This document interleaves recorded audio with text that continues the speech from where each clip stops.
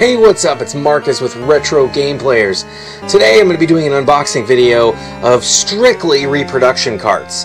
And so what that means is that these carts were never actually made back in the day, and that someone actually took the time to either work on these custom kind of games and put them on cartridges for Super Nintendo, Sega Genesis, or Nintendo, or whatever system.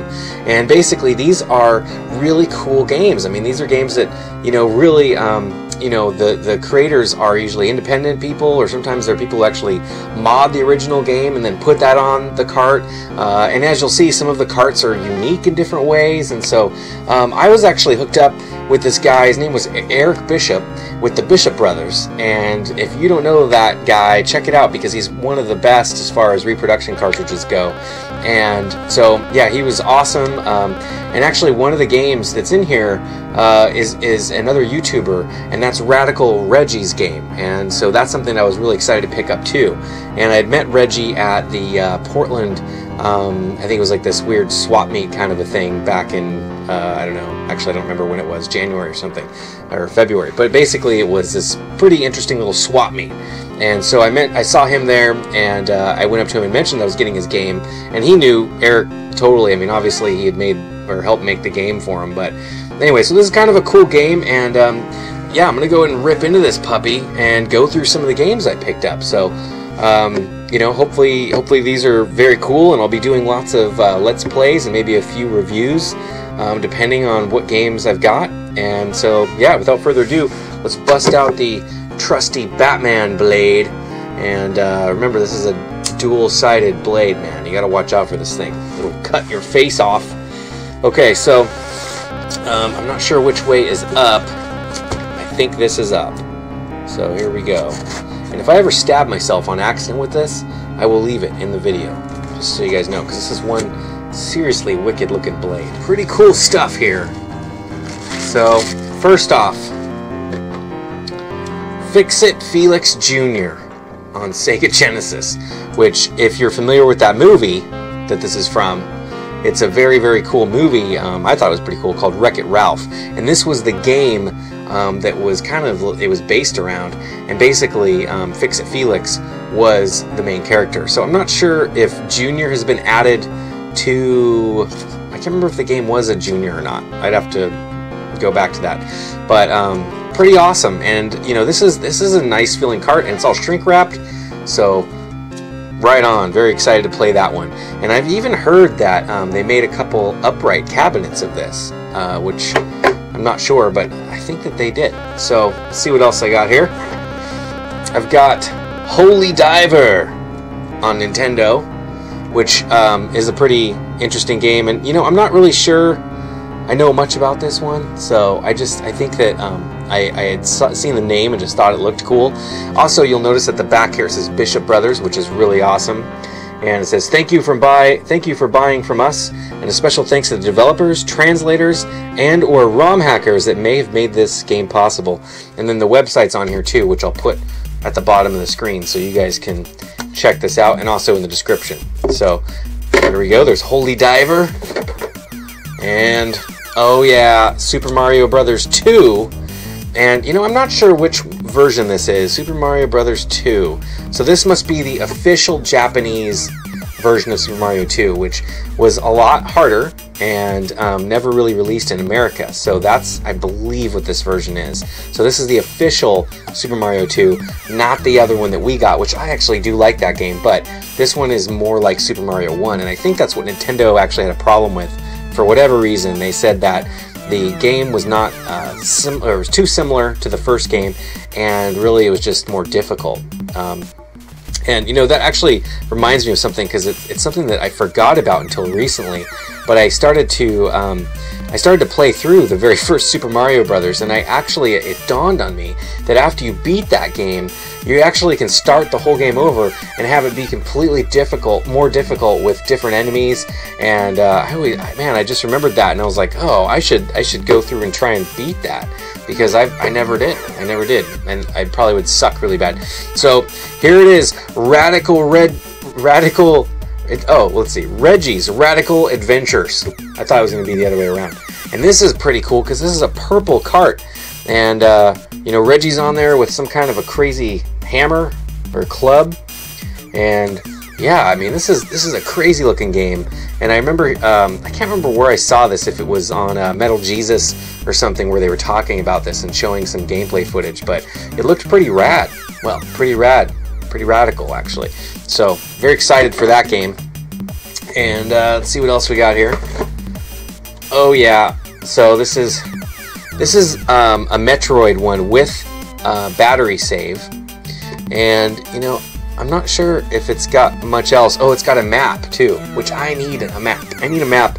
Anytime you can give me a map in any video game, I'm pretty excited. So this one has been edited to include a map and a battery save. So that's pretty cool in of itself right there. And you know, just again, the artwork on it is pretty cool. I like how the Bishop brothers have their little stamp there of approval. And on the back it says, the game pack contains batteries. It may be damaged if the game pack is removed or inserted with the power on, or if the power switch is turned rapidly on and off. Why would you do that? Why would you just turn it off and on? But you know, I don't know. And if you're saving your game information for later play, you must hold the reset button on the control deck while turning off the power. What the fuck? Failure to do so may result in loss of your stored game. That's crazy. If you're saving your game for later play, you must hold the reset button on the control deck while turning off the power. That's nuts, isn't it? That's like some crazy stuff right there.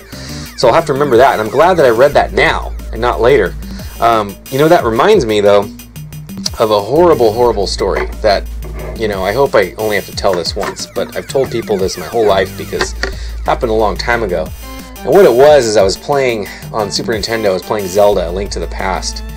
And, you know, I've been playing it for whatever, a couple months. And I had, you know, been making great progress. And I remember it was one of those games where I had played it previously.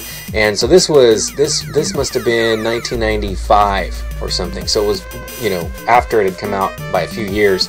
And it was my first really lengthy playthrough, so I was really investing all the time into playing it. And anyway, I got to Ganon, and I was on the final boss. And this sounds like I'm making it up, and it's not. I was on Ganon, and I was on the very final boss. And these kids that were friends of a nephew of mine. They were twins actually, and they came running into the apartment where I was at, and they were like, you know, just running around, whatever. And one of those little bastards came over and he hit the center eject button on the Super Nintendo while I was fighting Ganon. This is not made up. You know, the game popped out. I freaked out, you know, screamed at the kid. He ran out of the apartment and, you know, took a couple deep breaths. You know, I didn't punch him or anything like that. And I put the cartridge back in and my game's saves were gone. I mean, I had multiple, and I would do that thing where you would save, anyway, it was gone. So talk about freaking me out. Anyway, so you know, just because a game has a battery backup, you gotta follow those rules, man. And that's good to know about this one, because I would hate to lose any save ever again. I hate doing that. All right, this is Musha. Oh man, I don't even know how to pronounce this. Musha Alisti. You know what? I don't even remember ordering that, honestly. I'm gonna have to look at my receipt, but whatever. That's pretty cool. I probably did. And I like how the dude's just giving the thumbs up on there.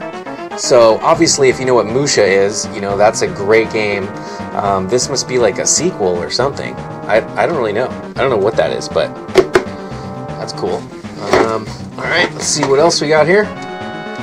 Oh yeah, Mega Man and Bass. Bass? It's gotta be Bass. Who would say Bass? Is it Bass? I don't know. Bass. I'm gonna say Bass. I play the bass, so why not? So there you go, Super Nintendo. Oh, and oh my gosh, it's a purple cart. So just like the Radical Reggie game, it's a purple cart, which I'm really stoked. I mean, I don't know why. I just think that's cool, and purple's a pretty badass color. In fact, when I was in high school, I thought that was one of the raddest colors ever, man. Alright, so got a couple more here. Oh yeah, Nightmare Busters. man, I can't remember if it was Reggie. I think Reggie was talking to Metal Jesus about this game, and I thought it looked freaking awesome. So that was one of my main motivating things when I was looking up what games this guy offered. So super cool. I'm really excited to play this one, and I think if I remember it's 2 players. But yeah, it looks really cool. It looks really, really awesome. The graphics are great. It's got like a weird Mad Hatter kind of guys on there. So anyway, Nightmare Busters. That one will be definitely doing a Let's Play of for sure. Yeah, Shockman Zero. I'm a big fan of the Mega Man games. I always have been.